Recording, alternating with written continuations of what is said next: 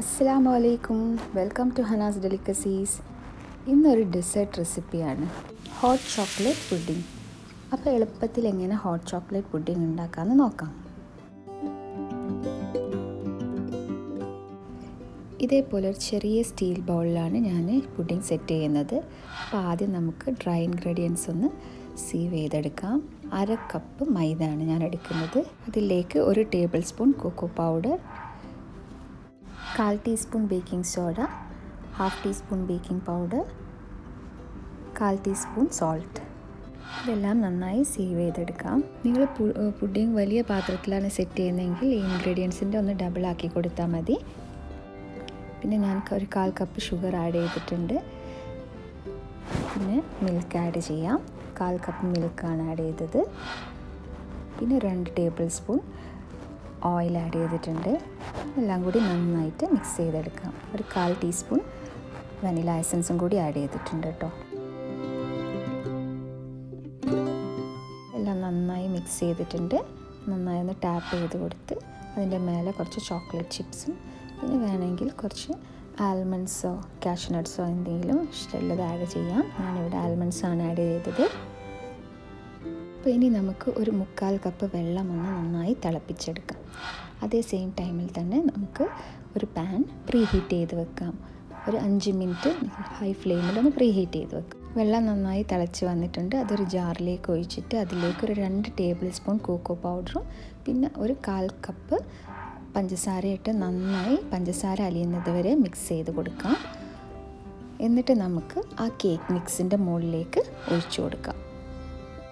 ഇനി ഇത് നമുക്ക് പ്രീ ഹീറ്റ് ചെയ്ത പാനിലേക്ക് മെല്ലെ വെച്ച് കൊടുക്കാം. എന്നിട്ട് കവർ ചെയ്ത് ഒരു 40 to 45 മിനിറ്റ്സ് ലോ ഫ്ലെയിമിൽ കുക്ക് ചെയ്തെടുക്കാം. ഇപ്പോൾ ഏകദേശം ഒരു 40 മിനിറ്റ്സ് ആയിട്ടുണ്ട്. നമ്മുടെ പുഡിംഗ് ഇവിടെ റെഡി ആയിട്ടുണ്ട്.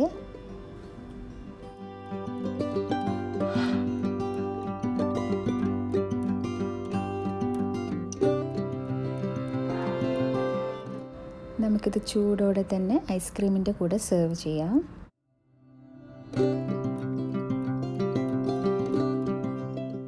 അങ്ങനെ ഈസി ആയിട്ട് നമുക്ക് ഹോട്ട് ചോക്ലേറ്റ് പുഡിംഗ് വീട്ടിൽ തന്നെ ഉണ്ടാക്കിയെടുക്കാം.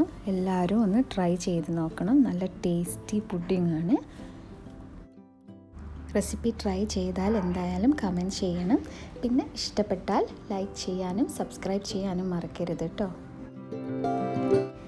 ഇതേപോലെ ഈസി റെസിപ്പീസുമായിട്ട് അടുത്ത വീഡിയോയിൽ കാണാം ഇൻഷാ അല്ലാഹ്. Thanks for watching.